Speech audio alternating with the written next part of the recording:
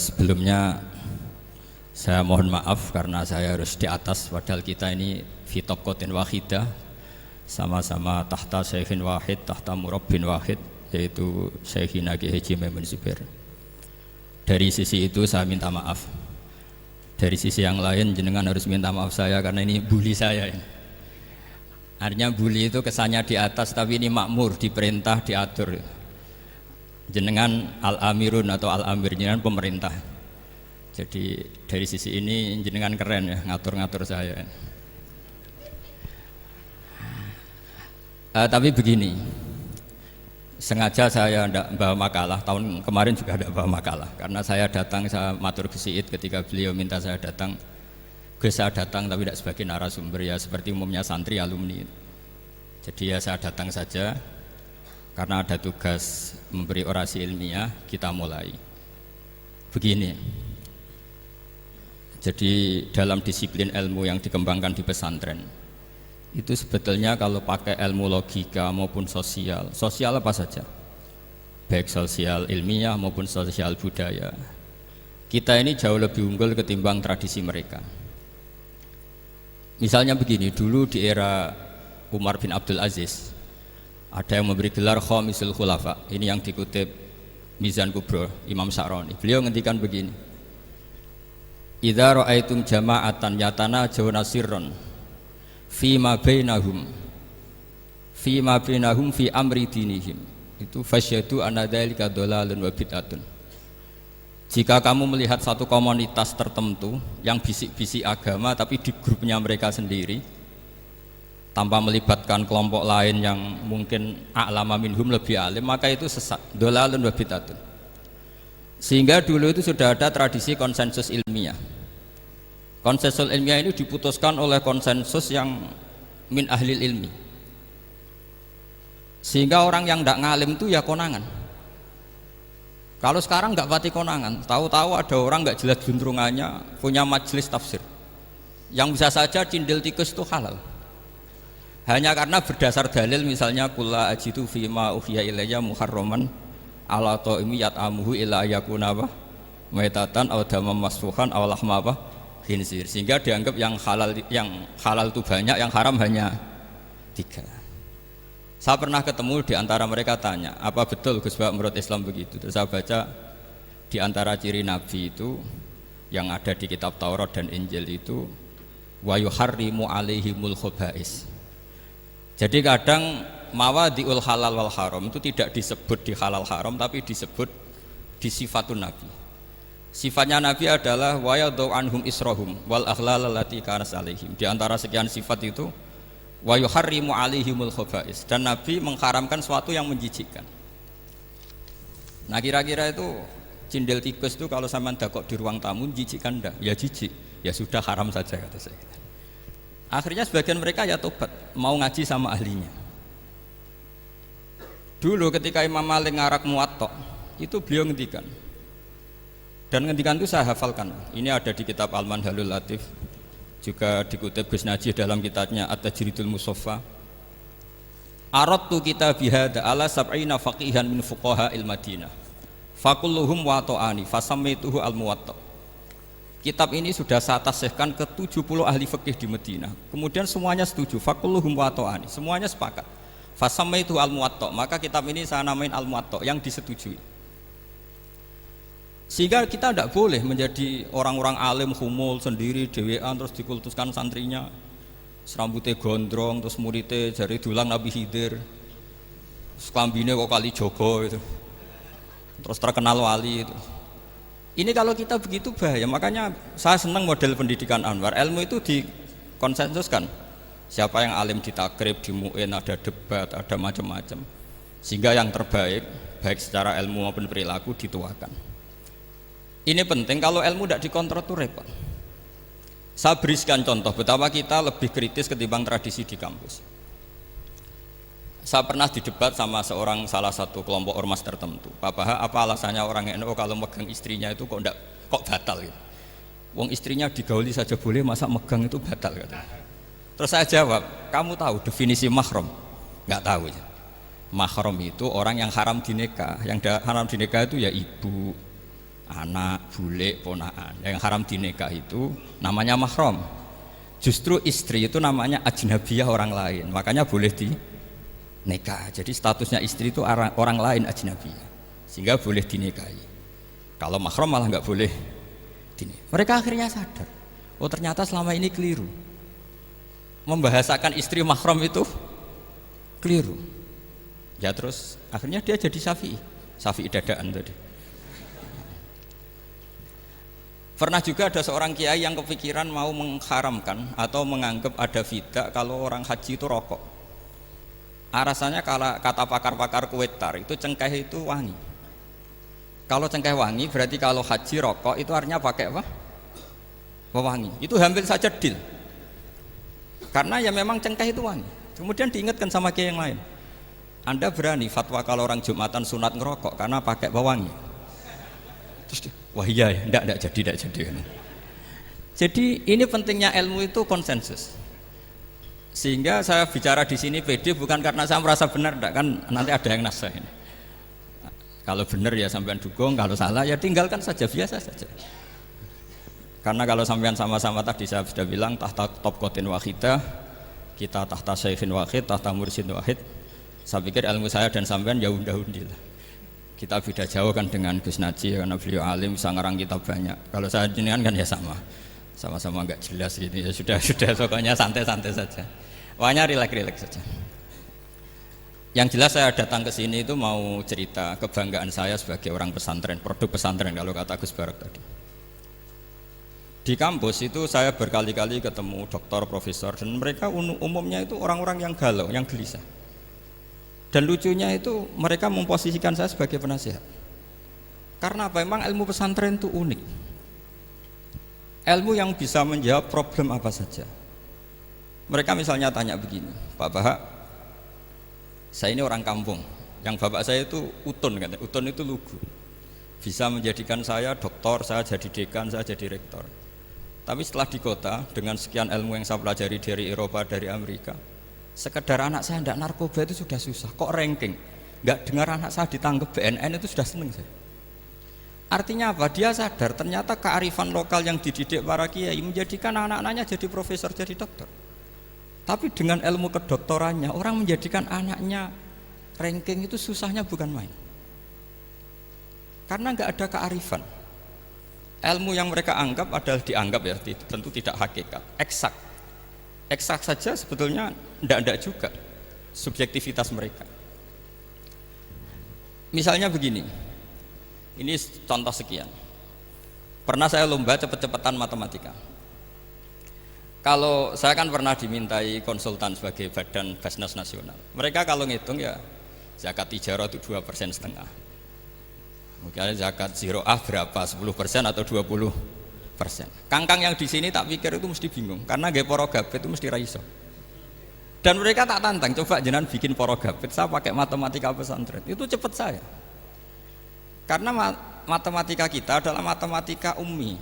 Ummi itu orang Arab, ummiyin. Gak usah diterjemah apa, sudah ummiyin saja. Ummiyin itu keibu-ibuan lugu.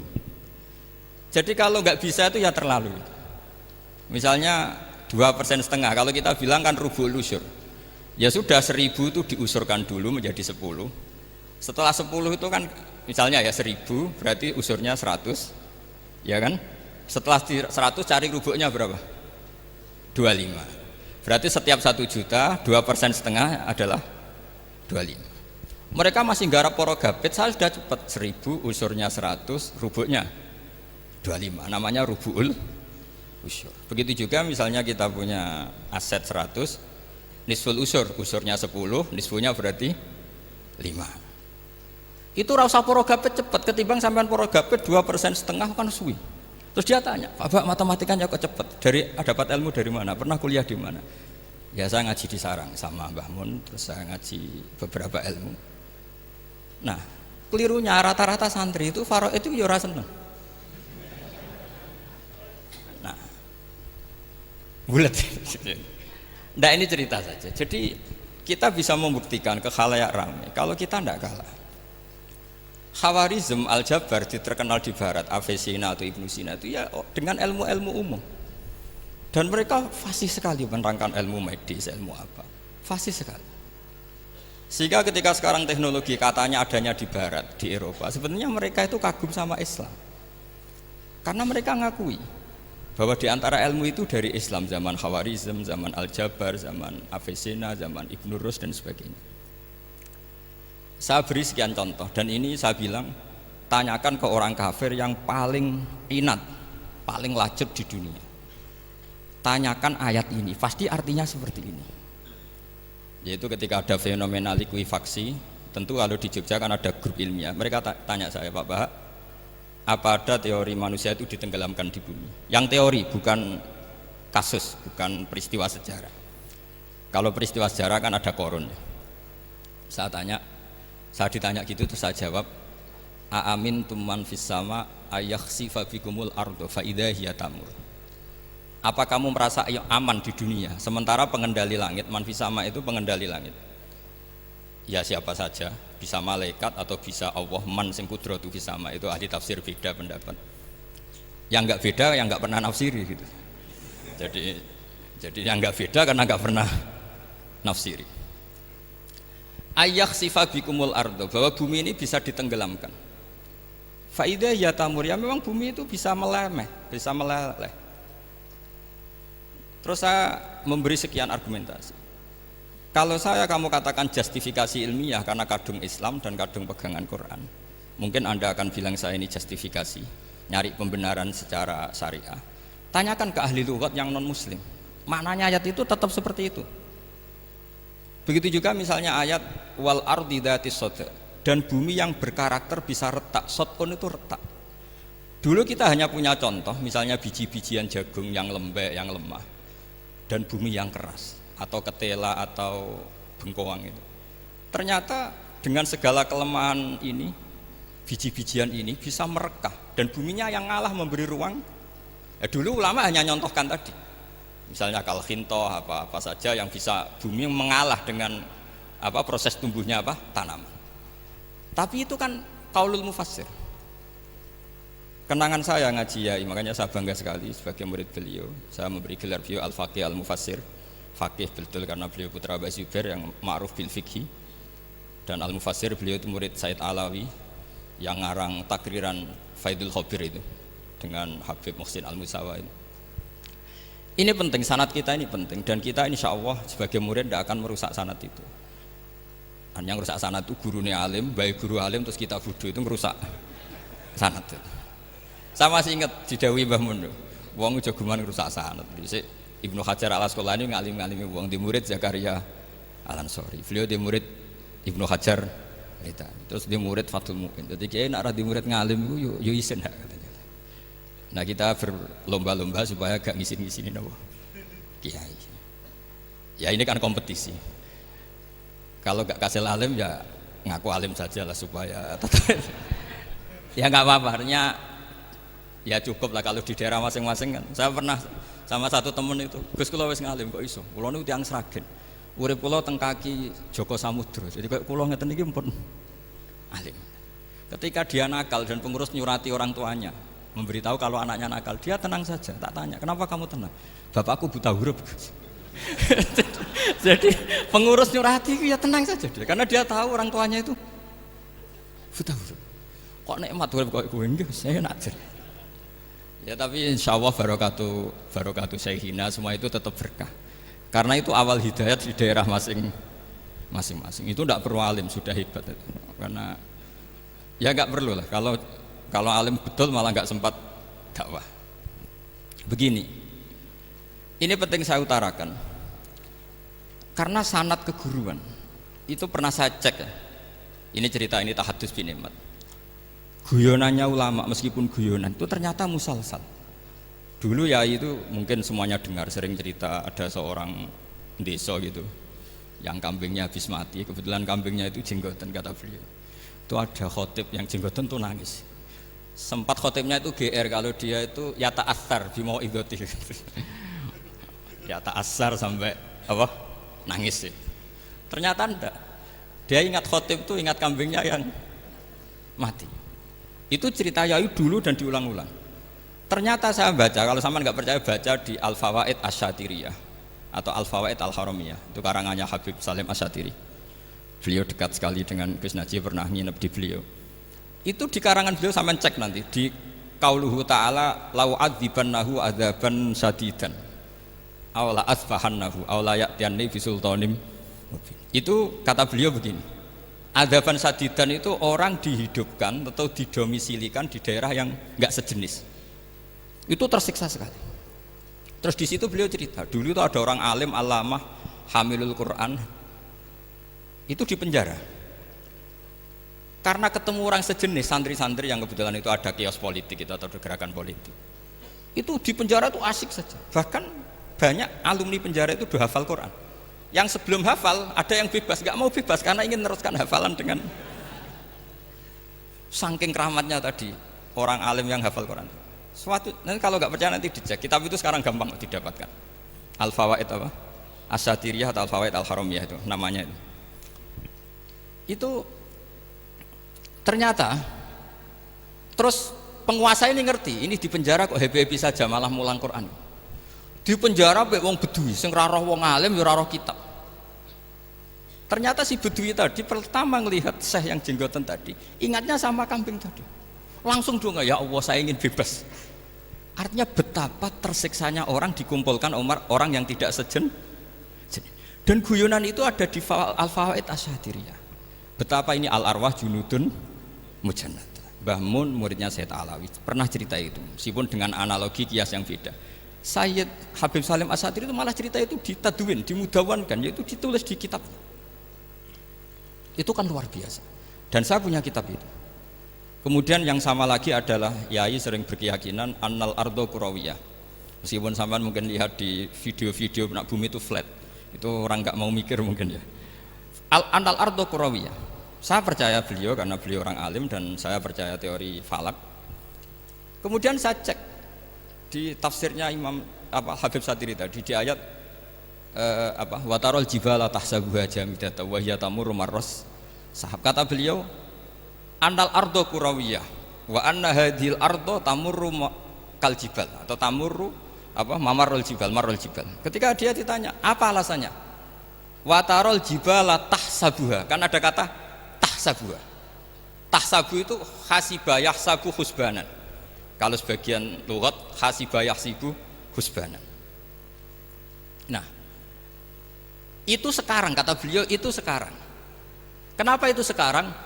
Idlah husbana hunaka. Kan ada mufassir yang mengatakan tamurru marras sahab itu nunggu di akhirat. Wa tarol jibala tahsabuha jamidata wa hiya tamurru marras sahab. Marras sahab itu nunggu nanti di akhirat. Tapi kata Habib Salim Asy-Syatiri tidak di dunia. Idlah husbana hunalika itu akhirat maksudnya. Di akhirat husban itu artinya kan nyongko, ngiro. Di akhirat semuanya itu ilmul yakin, ainul yakin. Jadi kalau tahsabuha pasti di dunia karena adanya husban, dugaan hanya ada di dunia. Lagi-lagi muwafaqah bainahu wa bain Habib Salim Asy-Syatiri. Dan di situ detail sekali. Cara beliau nulis tafsir, pengalaman ngaji sama Sayyid Alawi, tanggalnya. Begitu juga saya dulu ngaji sama Yai, banyak sekali diantaranya yang saya syukur sekali, yaitu tadi ulumul Quran. Dulu di MGS yang ngajar Faidul Khobir beliau sendiri, dan kita syukur sekali. Jadi ini pengalaman-pengalaman kita sebagai murid, sebagai penerus. Terus ketiga begini, ciri khas samahah atau samahan. Ini saya meskipun tidak bawa makalah, saya ini baca sekian takbir. Kenapa guru-guru kita di Indonesia itu menghindari tema-tema ekstrim atau tema-tema keras? Saya pikir di sini masyhur sekali, beliau sering ngendikan zada khusyu'an zada jalan. Kita hanya nirukan saja tapi tidak ikut menvonis. Karena kalau kita serius, terlalu serius ngendikan hukum-hukum yang serius, nanti kejadiannya begini. Ini saya baca takbir ini dari kitab Ibnul Qayyim di I'lamul Muwaqqi'in an Rabbil Alamin dan dari kitab Nasaihul Ibad. Ketika lisan dihisab sama Allah Ta'ala dan mendapatkan azab yang paling tinggi dibanding jawareh yang lain, itu ketika lisan menanyakan sama Allah, kenapa ya Allah saya punya azab yang begitu ekstrim? Jawabannya Allah, kharajat minka kalimatun balagot masyariqal ardi wa magharibaha fasufikat biha damul haram wa ukhidha biha al malul haram wa tuhika biha al farjul haram. Jadi kalau fatwa serius menjadi ekstremis, apalagi fatwa-fatwa tentang chaos, tentang apa itu, nanti resikonya itu ada safkut dima, dan itu hal yang dihindari ulama dulu. Kamu jangan pernah fatwa dengan meluncurkan satu kalimat yang dengan kalimat itu bisa saja sufika biha adamul haram, orang-orang yang nggak perlu mati harus terbunuh, dan sebagainya dan sebagainya. Kalau dalam Nasaihul Ibad redaksinya adalah kharajat minka kalimatun balagot masyariqal ardi wa maghariba. Ini kalau di kitab Ibnul Qayyim redaksinya itu ada seorang ulama yang ngeluh ketika habis ngajar Al-Hudud.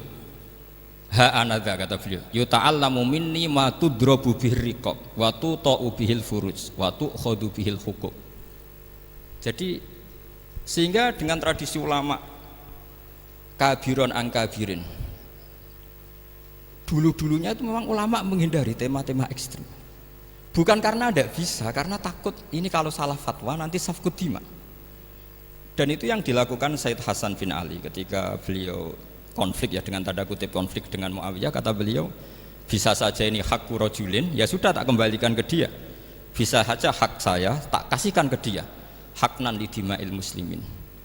Tapi karena hukum itu adalah hukum yang sifatnya ijtihadiyah, beliau tetap menutup dengan makalah wa in adri la'allahu fitnatul lakum wa mata'un ilahin. Saya tidak tahu ini kayak apa, jangan-jangan ini hanya fitnah.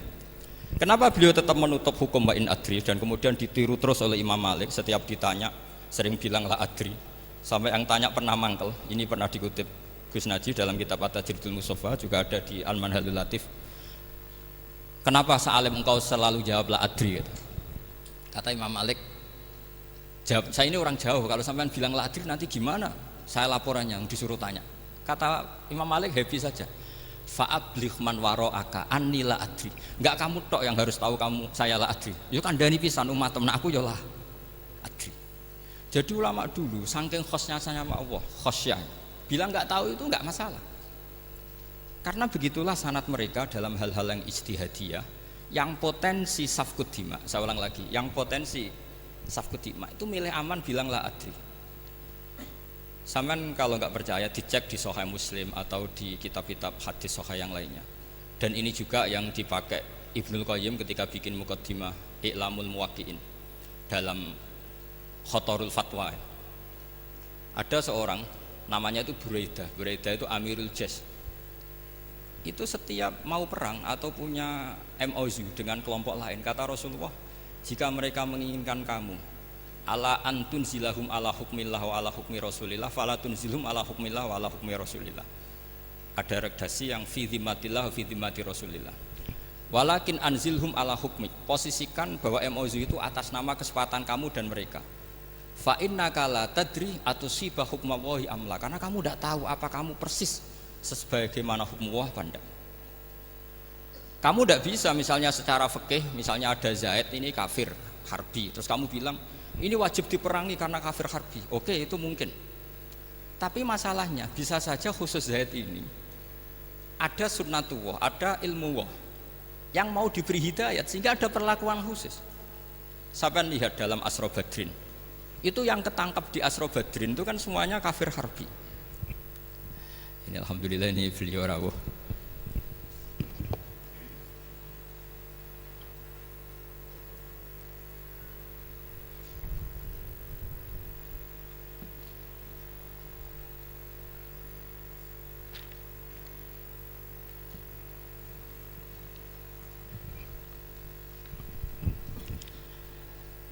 Kalau terusakan. Itu di Asra Badrin itu kan semua yang ketangkep itu adalah orang-orang yang dulu kafir harbi, termasuk mimpinihim ada Said Abbas. Tapi ketika itu jelas-jelas pernah kafir harbi ikut perang Badar. Ini pentingnya muqabalah. Apa Abu Bakar usul dimaafkan, Umar usul darbur riqab. Apa tanggapan Rasulullah SAW ketika masalu kaya Abu Bakrin masalu Ibrahim? Qala faman tabi'ani fa innahu minni wa man asani fa innaka ghafurur rahim. Wa masaluka ya Umar masalau Nuh. Qala rabbi la tadzar alal ardi minal kafirina napa dayar. Dan apa yang dilakukan Rasulullah? Beliau memilih pendapatnya Abu Bakar. Dan apa yang terjadi? Said Abbas dan beberapa sahabat menjadi Islam. Wa hasuna islamuhu. Artinya gini, jadi betapa dalam menganalisis satu hukum sosial, karena ini manusia, saya ulang lagi, karena ini manusia itu susah sekali. Makanya dalam banyak hal sikap-sikap Rasulullah itu dipandu oleh Allah. Tentu ada ayat laisa laka minal amri syai'un aw yatuba alaihim aw yu'adzibahum. Makanya saya mohon sekali ini para santri, khususnya santri alumni Almar, mohon belajar itu tafsir Munir itu detail. Karena di tafsir Munir itu misalnya ada ayat tertentu yang mengkritik orang kafir tertentu, fitil kalwaqiah gitu. Di situ ada kejelasan fa aslamu wa hasuna islamuhum. Misalnya wasfir nafsaka ma'alladzina tuna rabbahum bil ghadat, terus wala ta'du'anaka anhum turidu zinatal hayatid dunya. Terus beliau menerangkan orang-orang ini yang dulu angkuh enggak mau ta'alum sama Nabi karena enggak mau jejer sama du'afaul muhajirin dan du'afaul ansor, itu akhirnya Islam dan wahasuna Islam. Saya kira demikian. Nanti monggo bareng-bareng istifadah dari Syekhina Najih. Dan saya syukur sekali karena mendapatkan naskah At-Tajridul Mushaffa. Saya sinau bughot itu banyak di kitab-kitab fikih, tapi saya mengenang dari yang dikutip beliau tentang Imam Malik, tentang bughot in kharaju ala misli Umar bin Abdul Aziz. Terus ketika siapa itu Ibnu Qasim tanya, fa illam yakun mislah, kata Imam Malik, ya dakhum gitu. Dakhum yantaqimu wa min dzalimin bi dzalimin. Summa yantaqimu min kilaihima. Jadi sikap-sikap dari Syekhina, dari para ulama-ulama kita yang sabar ngadepi umarok yang macam-macam, itu adalah sikap dari guru-guru kita, musalsal ila Rasulillah sallallahu alaihi wasallam. Ini penting saya utarakan karena jangan sampai kritis kita sampai menjadikan bangsa ini keos. Kalau keos nanti safkud dima, tentu itu yang enggak diinginkan Sayyid Hasan bin Ali, dan beliau dapat gelar dari Rasulullah, inna ibni hadza la sayyidun wa la Allah yuslihu bi baina fi'atin azimatan. Saya kira demikian, dan bareng-bareng monggo istifadah dari Syekhina Najih.